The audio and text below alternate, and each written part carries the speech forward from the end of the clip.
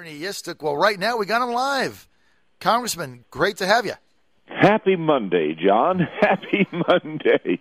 What else can you say with all the other things going on? It's hard to find happiness in politics, that's for sure. Well, let's start with this. I want to go over two things. Both concern President Obama, Congressman Istook. Let's start with this facade he's doing on immigration. I mean, you had a piece out today that's why I was so excited to get you on, where you basically said the same deception this president did with Obamacare, he's now doing with amnesty in his executive order. Can you shed light on that for us, sir? Well, sure. I mean, do people honestly think that President Obama, who has, been so dishonest in using these phony numbers from John Gruber, the MIT professor, that's being exposed. Do people think that's an isolated incident? Gruber's work was what they used to try to say, there's backing for this claim that I'm making, that you can keep your plan, you can keep your doctor, you're going to save $2,500 a year with lower premiums through Obamacare. They paid the man. It's now they keep finding more contracts that he had using federal money, sometimes laundered through states. It's up to about $2 million that the guy was paid to deceive the American people and to provide the information to President Obama that he splashed on the White House website, that Nancy Pelosi put up on her website, saying, this is why Obamacare is going to be so good because Professor Gruber says so. Now, normally they didn't go around quoting him. They just used the essence of his claims. That's what's going on with Obama saying, we're going to have a better economy thanks to illegal immigration. We're going to have more jobs for people, and claiming that record levels of deportation. Therefore, we're doing all we can. We've strengthened the borders, and it's okay to let people in. All these are phony claims backed up by other deceit, just like Obamacare's phony claims were backed up by deceit. They will cook the books. They will pay people to put out false numbers so that they can pretend that instead of taking jobs away from Americans, somehow we're going to have more jobs by having more people here illegally that are taking jobs from Americans and getting public benefits. Because that's one thing about the amnesty proposal. It expands eligibility for public benefits. When you say somebody is here lawfully and they are no longer technically excluded, although they get them anyway, technically excluded from things like food stamps and housing subsidies and Obamacare itself. It's the same principle being followed. Does anybody think that they were dishonest in selling Obamacare, but they're honest in selling immigration? No, that's not the case. Well, the question, Congressman, is how stupid do they think we are? Well, the answer is they do think that people are stupid, or if not stupid, at least inattentive, or easily persuaded. It's the same thing that Professor Gruber was talking about. We can get away with it. Therefore, it doesn't matter whether we're truthful or not. That's the governing philosophy of the Obama administration. That's where he says, just try to stop me. Right. Just try to stop me. That's where he's coming from.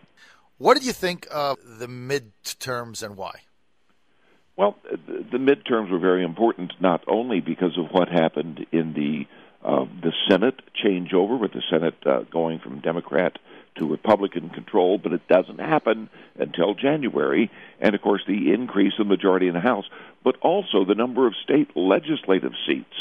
I mean, there's been such a swing. There's now, I think it's 30 states now that have a Republican governor and a Republican legislature. I'm talking about both houses of that. That makes such a big difference gradually.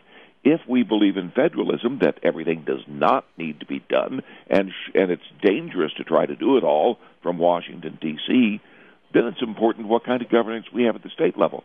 So that's the untalked-about story from the elections. But, we've still got to get through this interim period where the old people are still in charge. And, frankly, this lame duck session of Congress that is underway right now is scary because there's this mood among a lot of the Republicans in Congress saying, we want to start off with a clean slate next year. Mitch McConnell has said that. I want the tough decisions already to be out of the way so I can get a fresh start. Well, that's for his convenience, perhaps not for the good of the country. In other words, let all the tough decisions be made by the Harry Reid Senate, which means they will be made according to Harry Reid's philosophy. Don't ask me to make the tough decisions. Don't ask me to stand up for principles. Don't ask me to try to carry out the wishes that were expressed by the American voters in these elections.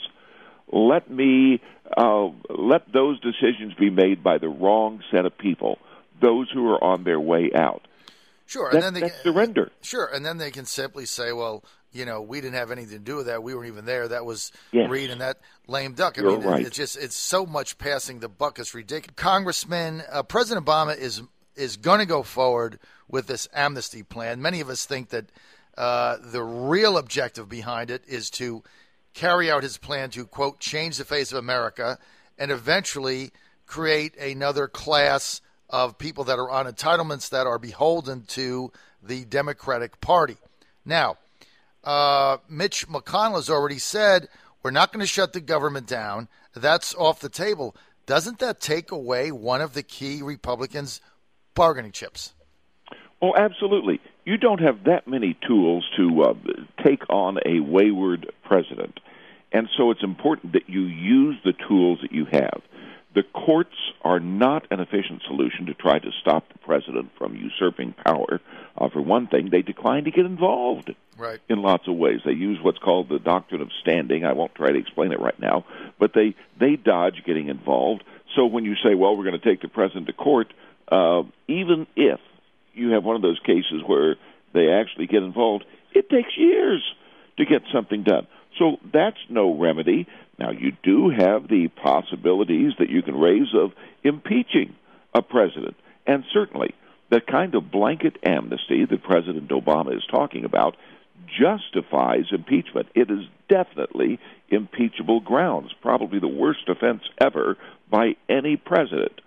But that doesn't mean that it's a practical solution. Right. And, of course, a lot of people say, what do you want to do, put Joe Biden in charge? So you use the other power, which is the power of the purse, because you cannot spend money that you don't have unless, of course, you borrow it, but Congress has the ability to shut off the money. I spent 14 years on the House Appropriations Committee. I know all about using the power of the purse. So what you do is you take away money and you specify that money cannot be spent for things such as amnesty grants. You don't put the restrictions on the president. You put it on the people who carry out his orders through the Immigration and Customs Service, the Border Patrol, the Department of Homeland Security. You tell the bureaucrats that you put them under a legal restriction. That's what you do. You use the power of the purse. Well, the difficulty is that you still have to get a bill that the president's going to sign unless you can get the requisite two-thirds majority to override a veto. So you put it in the package with all the other spending bills. You know, all the federal spending expires December 15th. They have to renew it. But a lot of people in Congress say, well, let's just give them the money under the normal conditions and not put on new restrictions because we don't want to have the fight. Or because they say, well, if we play hardball with federal spending, will lead to a government shutdown. And they treat that, John, tell me, how many people lost their seats in Congress because a year ago we had what they refer to as a, quote, government shutdown? How many people got defeated by Zero. Zero. That's the point. You've got to be willing to use the tools you've got on something as massively important as this plan to have amnesty for millions of people. The American people understand that. And what do you want to do? Say, well, we're going to reopen the government in order to grant amnesty? Besides which, government shutdowns are overwrought. But it's like the boogeyman that they are scared of in Congress. And Mitch McConnell says we're not going to do that because that might lead to a government shutdown. Now, enough people have John Boehner's ears that he's talking a little tougher than Mitch McConnell is. But you cannot give away your bargaining chips. And especially, can I talk about the other thing you mentioned, John, about the funding of Obamacare? Yes. Okay? The problem is, when Obamacare was passed, they gave it 10 years' worth of advance funding. Rather than subjecting Obamacare to the annual appropriations process, where every year you have a chance to hold back money, they put the money in the bank, 10 years' worth of Obamacare money. So it's not a question of not funding Obamacare. You have to get the votes together for taking away the money that it already has. Unbelievable. And politically, that's tougher. Yeah, it is. I mean, because you got to get two-thirds, and Obama's going to veto it, and you're not going to get 67, or is it 67 senators, right? You're not going to get 67 to do anything along those lines. So basically, you can't defund Obamacare. Because it's already funded. It's just not going to happen. That's the difficulty. If you have enough votes, you can do it. Right, but you're not going to get presidential vetoes. Right, you're not going to get 67, and that's why when Mitch McConnell says, "Well, the real fight is Obamacare and defunding that," it's a straw man. I mean, he knows that's going nowhere. So why you give up this immigration amnesty battle before Obama's even made his move? I just find that to be incomprehensible. Yeah, absolutely. But again, the key is use the power of the purse. Right. It is a powerful weapon that Congress has. But this claim that we're going to default on our debt is a phony claim, or that you're going to shut down government. Essential services of government keep going despite the so-called shutdown. The whole thing is a facade. Ernie Istook, if people want to sign up, if people want to sign up for your free newsletter, where do they go? Well, the easiest way is go to istook.com, because you can sign up for newsletter. You can sign up to subscribe on iTunes to the free commentaries I do, and you'll find things that I write there also. So it's istook.com. Takes you to my page at the Washington Times website. That's istook.com, istook.com. Yep. Congressman, honor to have you on, sir. Thank you so much. Thank you, John. You're a good man. Always so enlightened.